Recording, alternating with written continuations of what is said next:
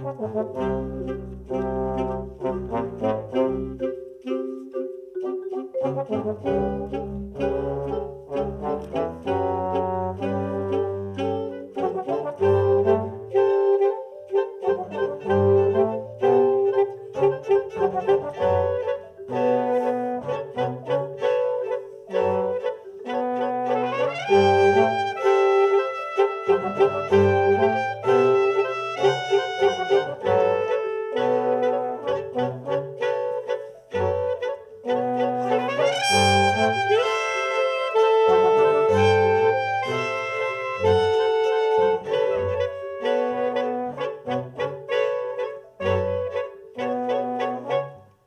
remember reading an article on New Year's Day 2020 about this pneumonia and thinking, ooh, that's interesting, better keep an eye on that.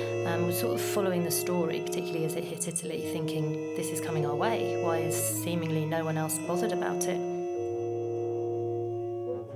We'd see all this on the news in China, and predominantly Italy, really. And then I would start to follow all these different people in Italy on Twitter and in all different places across Europe. And then it started to come across like, this is something that's going to happen, something's going on. So I think we were aware of something happening in Wuhan over the Christmas period, let's say. Not too concerned, beginning of the year. Maybe we might have been putting some business continuity plans together, but never in my mind did I think it would be a pandemic. As consultants, we were all sort of increasingly anxious and thinking, this is going to hit us. We need to have a plan as to what we're going to do. But we're still business as usual. It's all a bit strange. What do we do about it? Didn't really happen as quickly as you thought. You could see it on the news and you're thinking, well, that's not happening in Bolton. So you're thinking, are they making it up, or is it not as bad as what they say?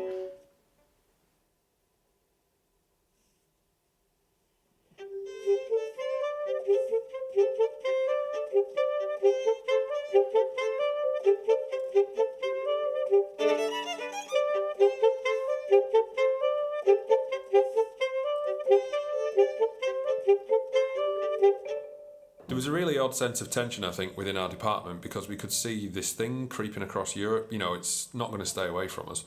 And then you were seeing, particularly out of Italy, the horrendous things that they were trying to manage and the sheer volume of it, and it was quite scary.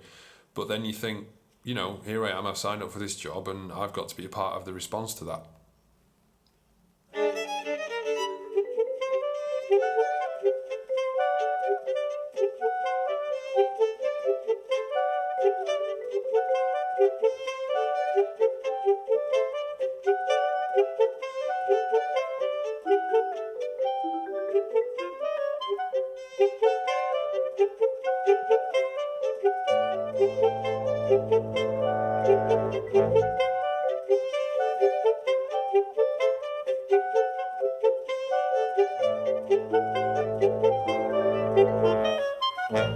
I just remember thinking, I need to do something. I remember going and speaking to a senior person and saying to them, I feel like this is going to hit us, we need to do something. And the person said, don't be ridiculous. And I remember thinking, oh, okay. Then came back and thought, no, I don't agree. I think something is going to happen. We need to start planning things.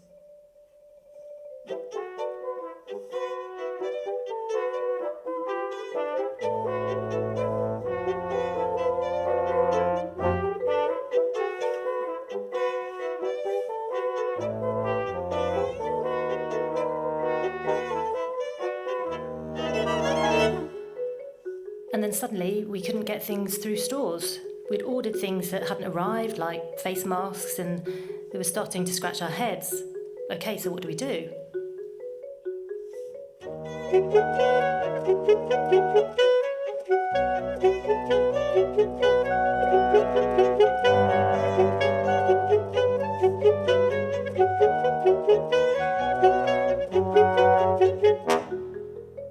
We had a departmental meeting at the very beginning. Lucy stood up and did this is real, this is happening. We're going to have to do lots of things to sort of prepare for this onslaught of patients we were expecting to have.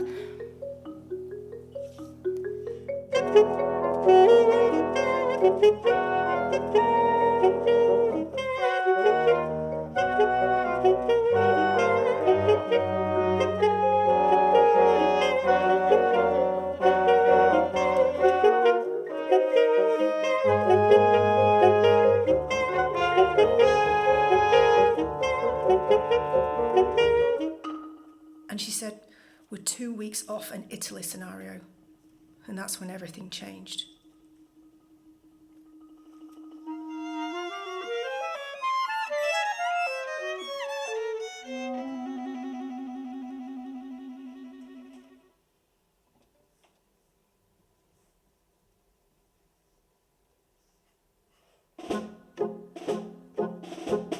Preparation was the first thing that happened. So we had this intense period where there were no patients, but we knew they were about to descend, which was very, very odd.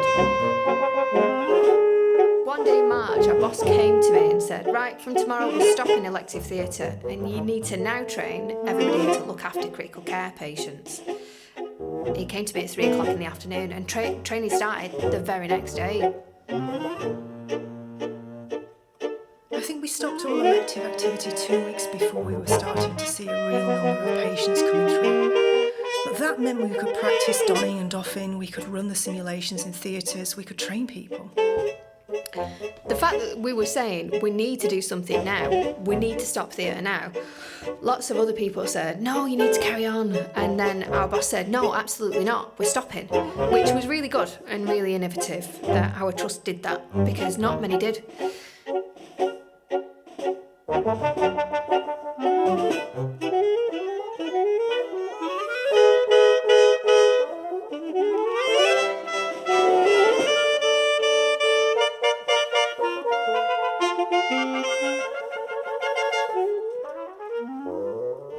At this point, all elective surgery had been cancelled, so there was a lot of people about, and this tension was just building and building and building, and you could just feel it.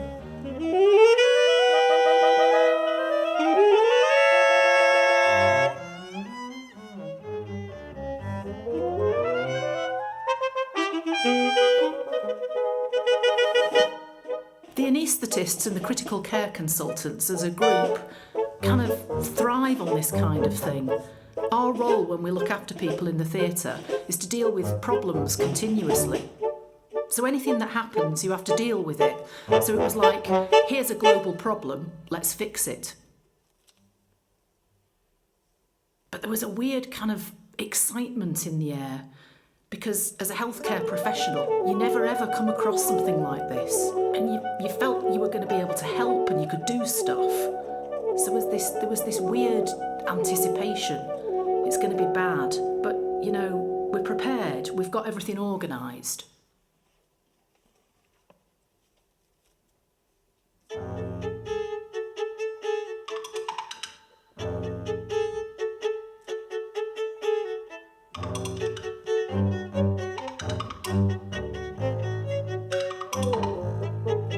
The numbers were huge.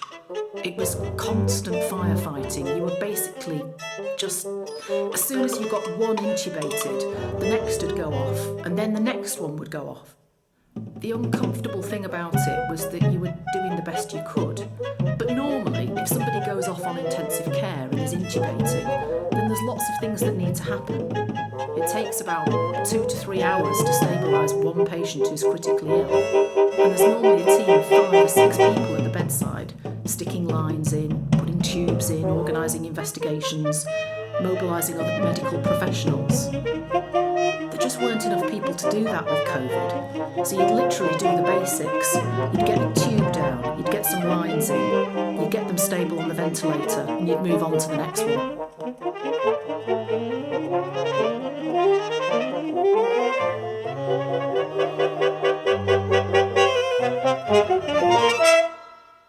A group of us would meet every single morning and every afternoon, and we would literally debrief on what happened in the last 12 hours.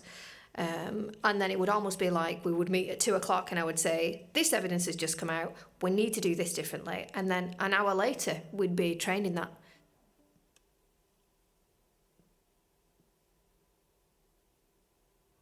And it was like seek forgiveness rather than ask permission.